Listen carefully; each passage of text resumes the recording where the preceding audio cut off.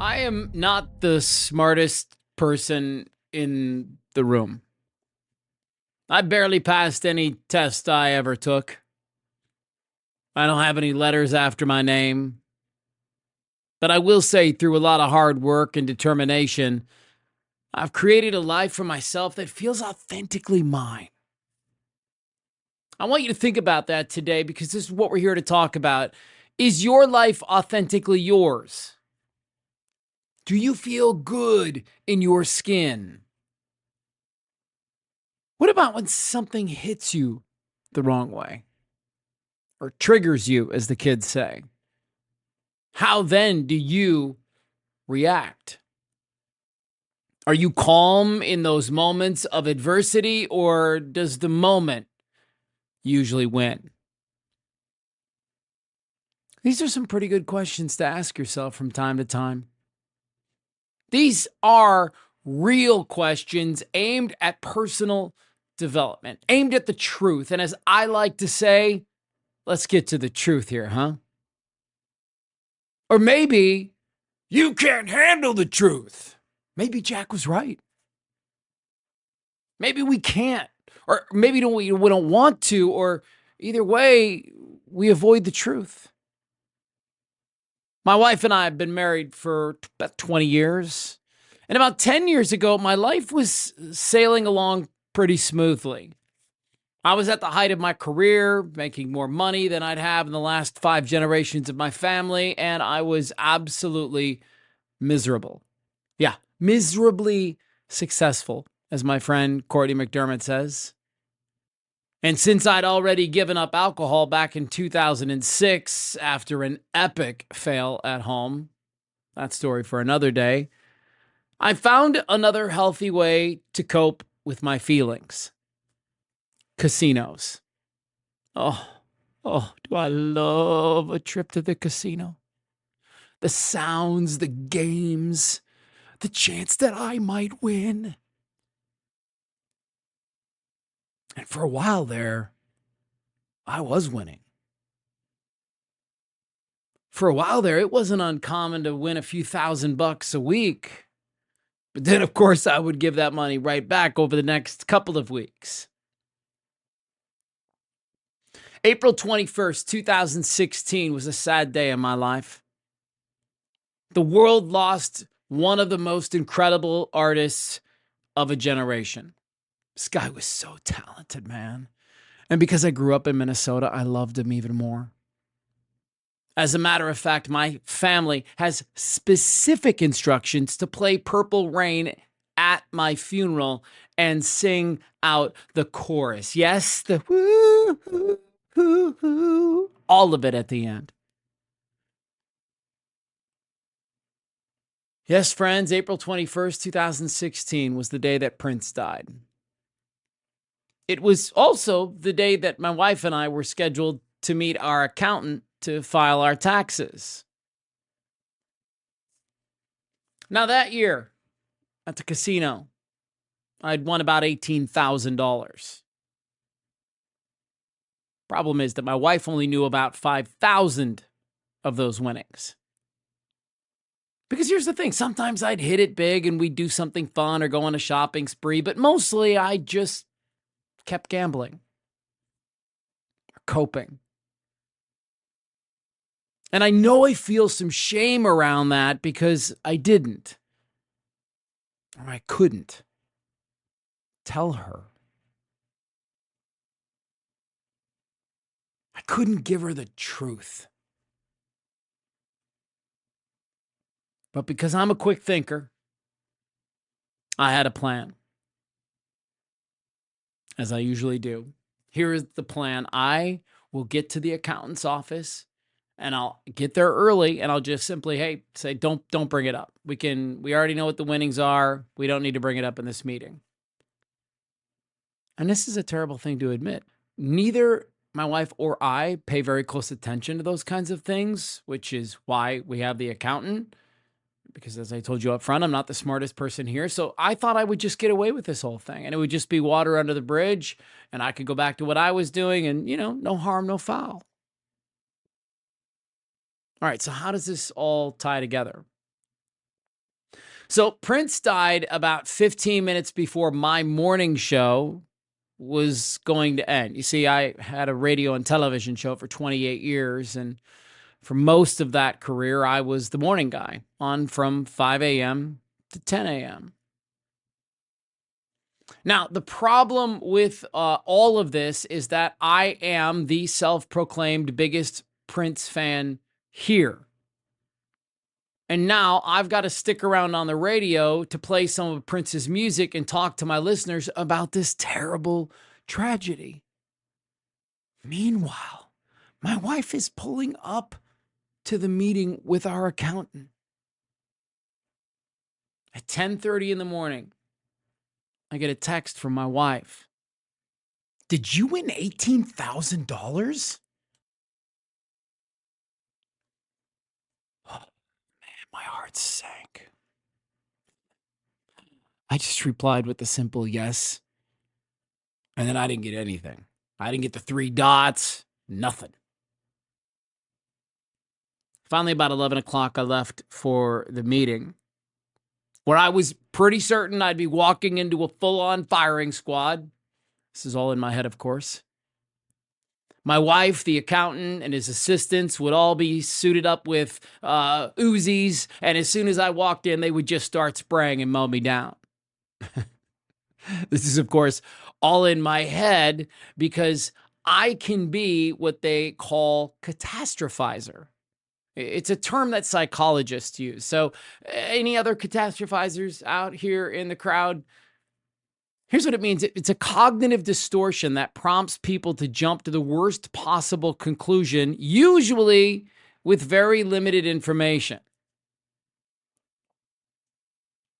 Anybody else do this? I mean, my wife is actually one of the best people at this skill. She can take my sons driving to a movie with their friends and immediately turn that into a horror film where everybody dies real quick. Let's get back to this story. So I show up at my accountant's office. And right away, she just makes a joke about it, laughs it off. So does my accountant. Everybody is seemingly jovial. And I'm still looking for the firing squad because I'm sure it's getting ready to show up. Newsflash. It never did. It usually never does. But here is the question. Why do we lie? Why did I lie?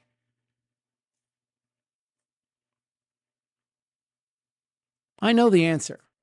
And I want you to pay really close attention to this because this is where the lie bit comes back into the story. You see, I had to be creative as a kid because I like to get into things that I knew I would get in trouble for if my mom knew.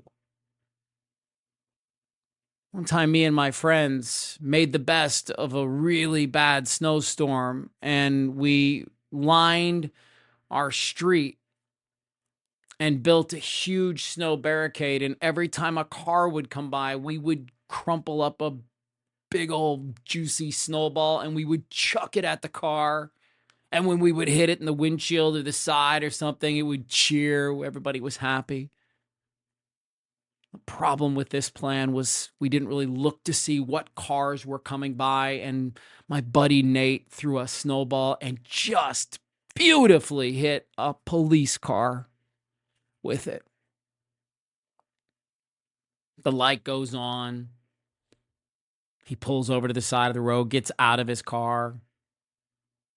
Thank God I was fast. Man, I could run as a kid.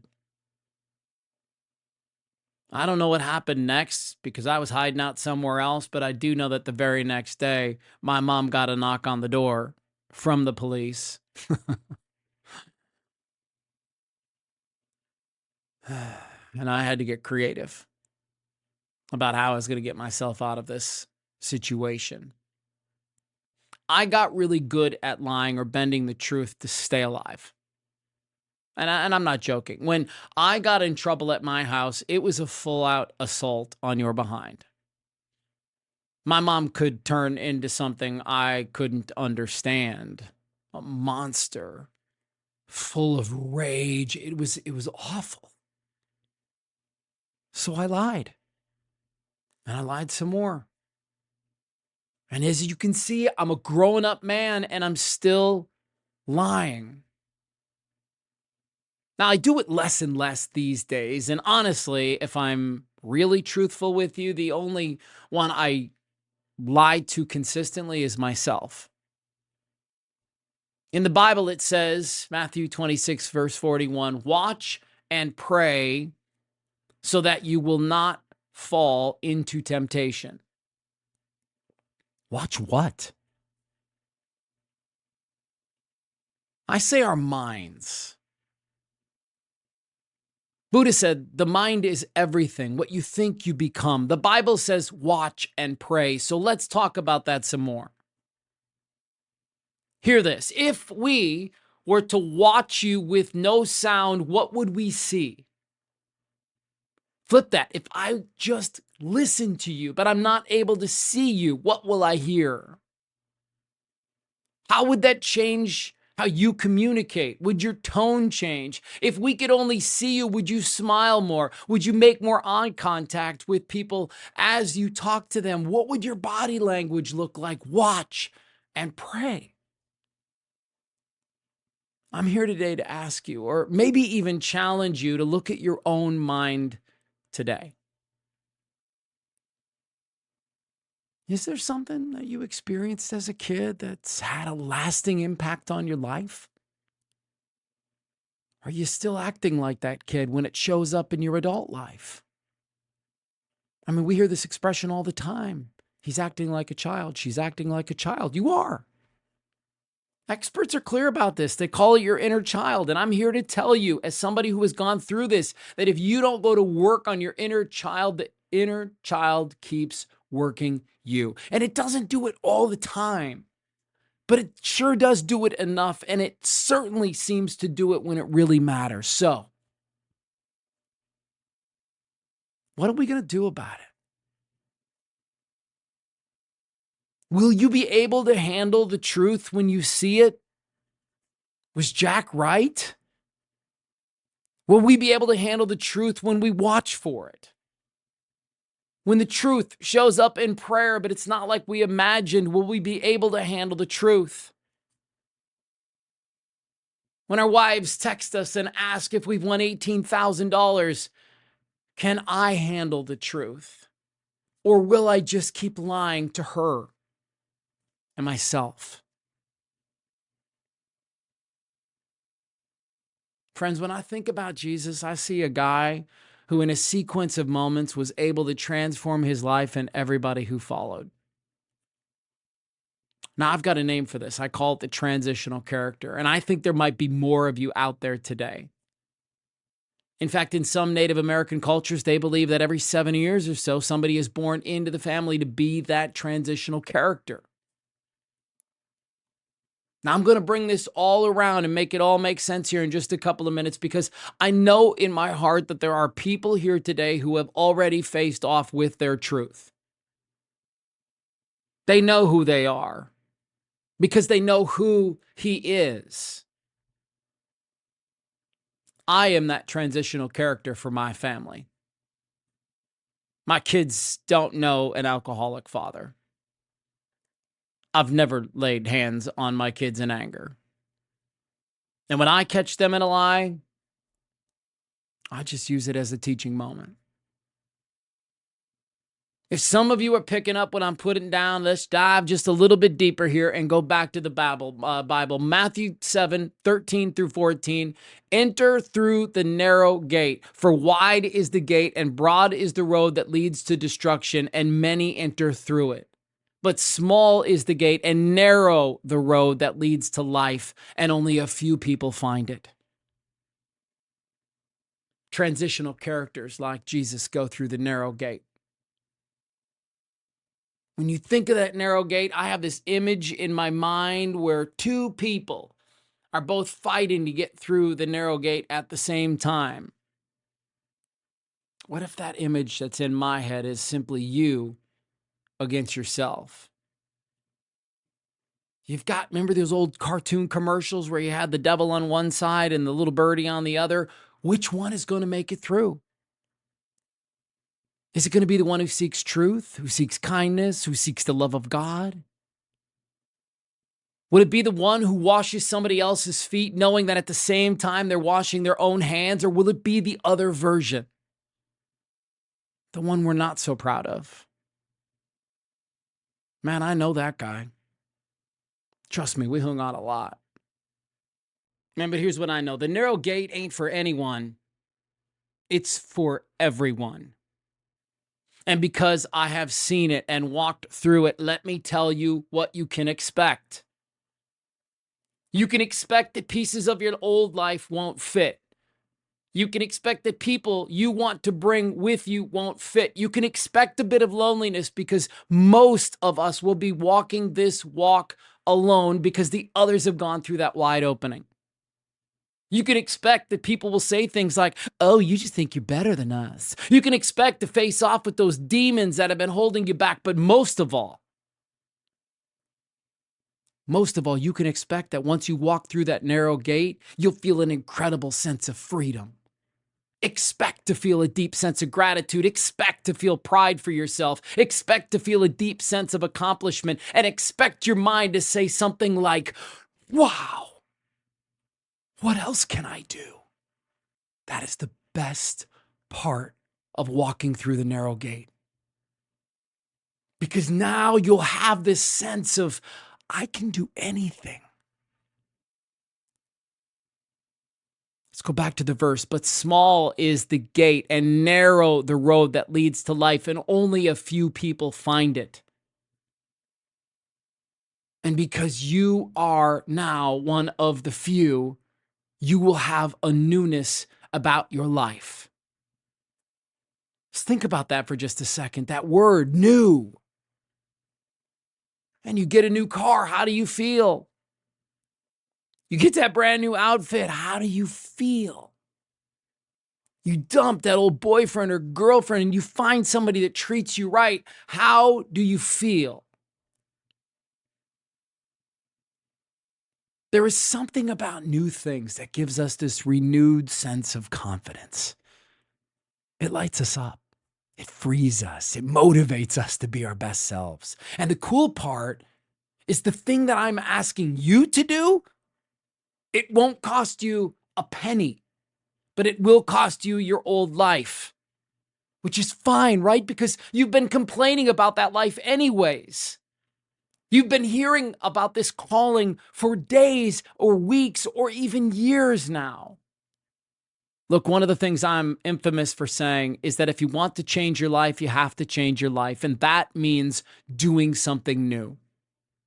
And today, I propose you look at the truth of your life. Back in the radio business, we do these things called air checks. We'd sit down after a show and get real with each other. 3 goals. What did we do well? What was okay, but needed a little work? And what should we stop doing immediately because it is causing everybody to change the radio station? Now it's your turn. Let's air check your life right now. Let's just take a look at what's going on. What are you getting right? What is going well in your life? What's bringing you joy? What's bringing you happiness? Who are the people in your life that when you walk into a room, they're so happy you're there? Where do you feel the best in your skin? Where do you feel like you belong? What are you getting right? I want you to think about that question a lot in the next week. But then I also want you to think about this. What is going okay?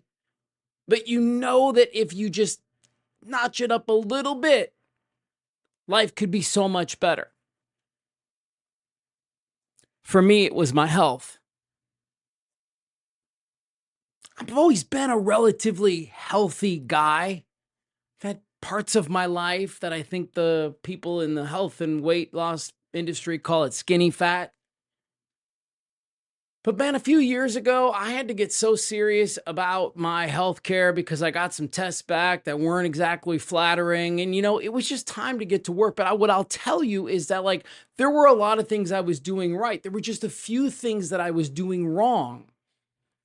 And when my doctor and my health coaches explained to me why I needed to fix a few things, it became easy. That's an area of my life that was going okay. It just needed a little bit more work, more attention. And so what is that for you? What do you got your hands into right now that it's you're building something, but you feel like it does need a little bit of a tweak? And here's what the tweak looks like, just so we're clear. The tweak usually involves a conversation that you need to have with somebody. You need to iron something out. You need to get on the same page. And I also know that those hard conversations are really difficult to have. I get that. That's why I wrote a book called How to Talk to People You Don't Like Talking to.